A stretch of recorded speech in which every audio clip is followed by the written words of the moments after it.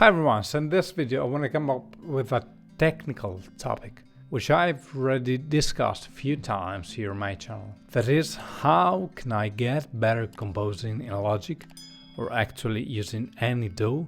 I mean, how can I develop my skills using my DAW in the most quick and seamless way? Which would be, in other words, how can I reach that high proficiency which may bring me to another level? Let me just focus on the music I want to compose and feel no more pain using my DAW. Your DAW should be, your best friend, and you shouldn't be concerned about it trying, how to figure out how to make your DAW do what you want it to do, if that makes sense. And in the meantime, you're wasting time and you're distracting yourself from the most relevant part of your job, which is the music.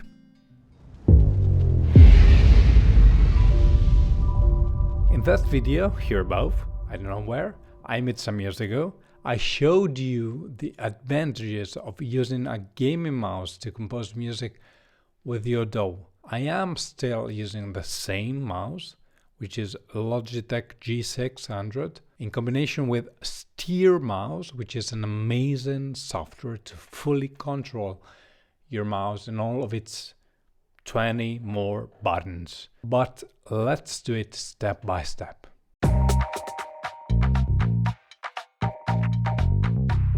First off, you can't compose fast in Logic without knowing very well all the shortcuts you need. My first tip, you guess it, would be to totally forget your mouse and develop your fingers muscle memory on your computer keyboard instead. That's the first unavoidable rule.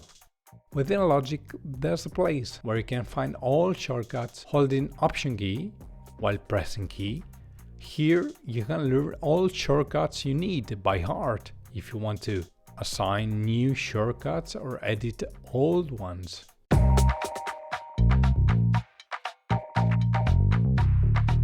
Okay, that's the easy peasy part. Now let's jump to the second level to boost your speed and fluency in your DAW. Shortcuts are the most obvious way to speed up your work, but if you are likely to use a gaming mouse, you're going to boost even the shortcut world by itself. Trust me, you're gonna make a jump twice higher than usual. I let you see the main layout of my gaming mouse with all its buttons, combined with some function keys as well. Ready? Let's go.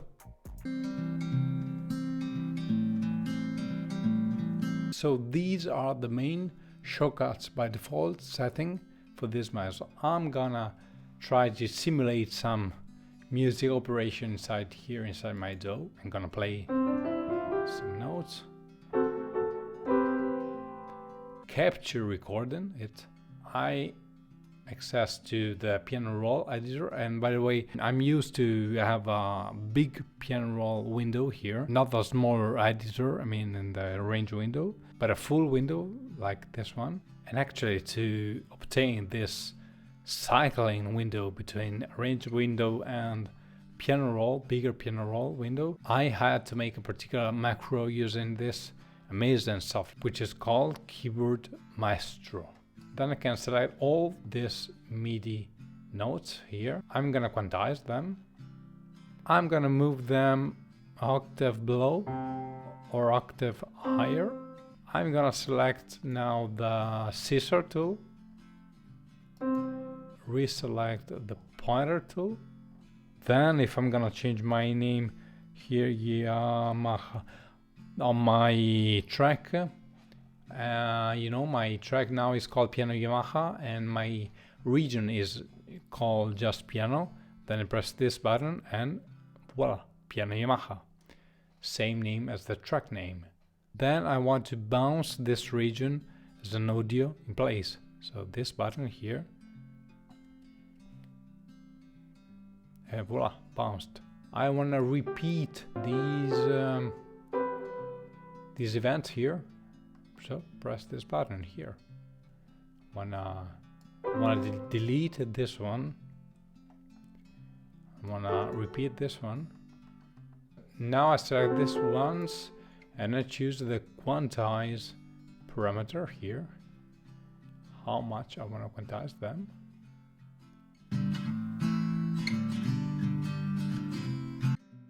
So these are the main shortcuts by default, combining these buttons with a special one called G-Shift, which lays here on the right side of the mouse. I obtain these other shortcuts. Solo a track, mute a track, solo a region. I can mute a region. Here in the piano I can choose the division parameters here. You know, the grid is getting wider or shorter in space. I can access to the Apple Loops window here or the plugin manager here. And if I add some plugins, pressing G-Shift, pressing these buttons here, I can access, open and close all plugins. I want to open the first plugin here. I don't have, I'm not obliged to move my hands, my pointer tool with the mouse here above. Just holding pressed G-Shift and these buttons, I open the first plugin, second plugin, third plugin, fourth plugin. With this button here, I access to the Logic preferences and here to the Logic project preferences setting.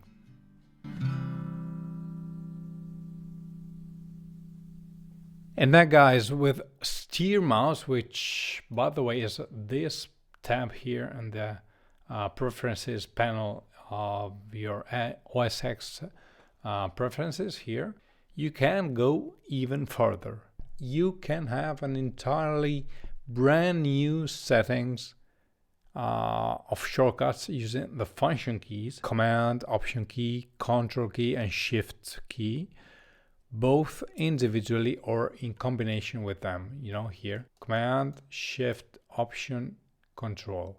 I mean, that's really a freaking gear to have your favorite shortcuts at your fingertips and to go really, really fast. So I have prepared here this really weird graphic showing, remembering all the shortcuts I have programmed using function keys. So holding Command key with these buttons, you have these shortcuts. Holding Option key, you have these other ones. Holding Control, you have these other ones. I have planned these function keys in that way, so when I press command with these buttons means I'm using it to open or to load or close or unload things. When I press and I'm holding pressed Alt Option key, that is really useful to me to edit things.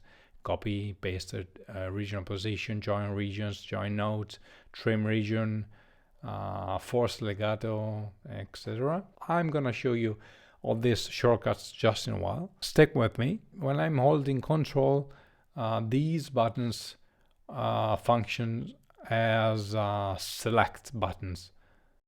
Oh, by the way, speaking of function keys, computer keyboard and mouse, I have tried so many times to find the perfect, most comfortable and ergonomic solution, to manage all your devices like mouse and keyboard in the right, the most compelling way. You don't have to be bored and distracted by your tools while you're making music, right? Your devices must be at your disposal. They have to behave at your liking and not the other way around. They have to perform at your thoughts speed. You're actually being helped by them by your tools just when you honestly can tell you're forgetting them.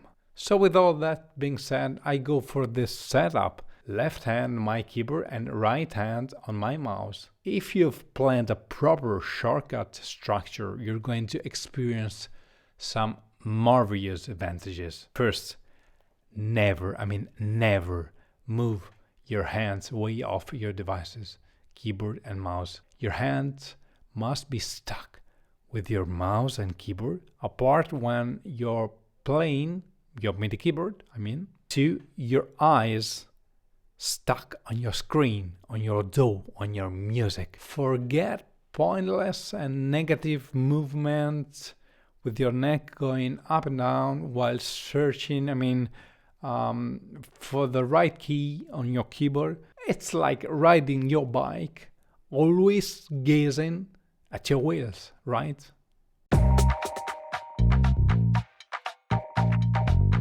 Holding Command, I'm gonna open the selected folder here.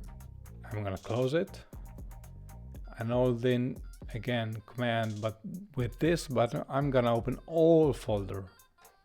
I'm gonna open all the folders in my project here.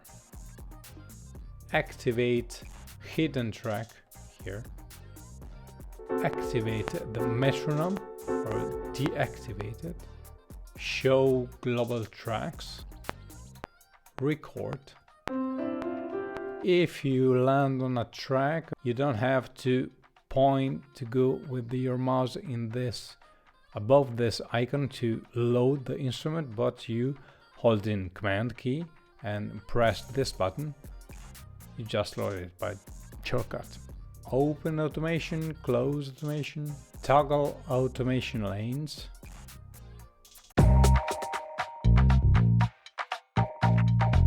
Now holding Option key.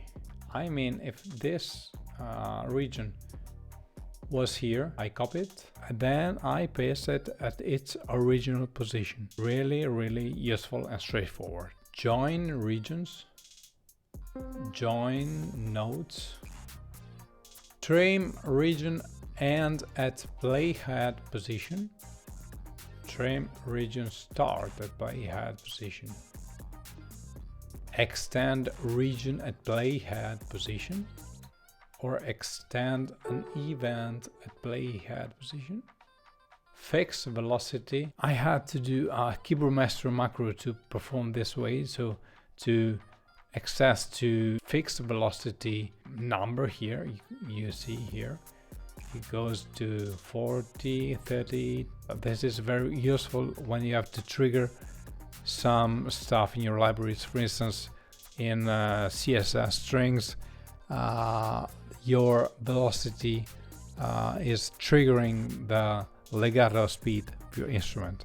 Command T to trim your event, force legato, or in this way force legato and avoid overlap notes, just to better trigger legato phrases.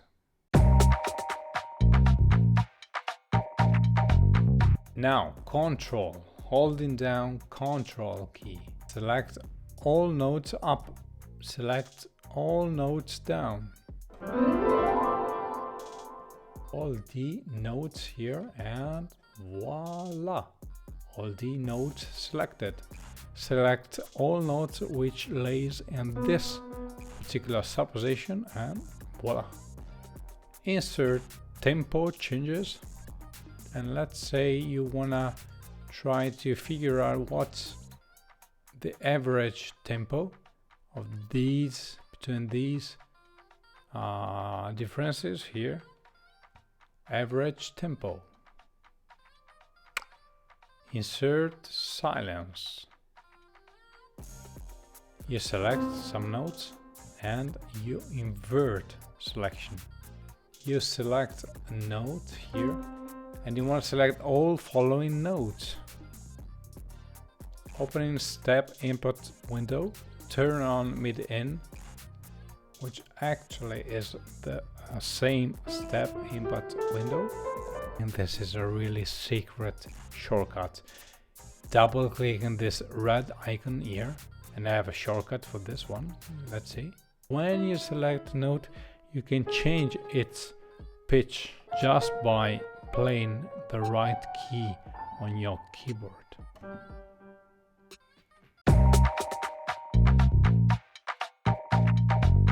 With commands, your wheel should transpose up or down by semitones your MIDI events.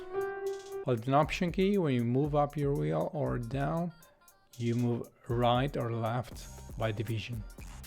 If you hold down Ctrl and you move up or down your wheel, you are gonna select your track here. Holding command, you're gonna duplicate.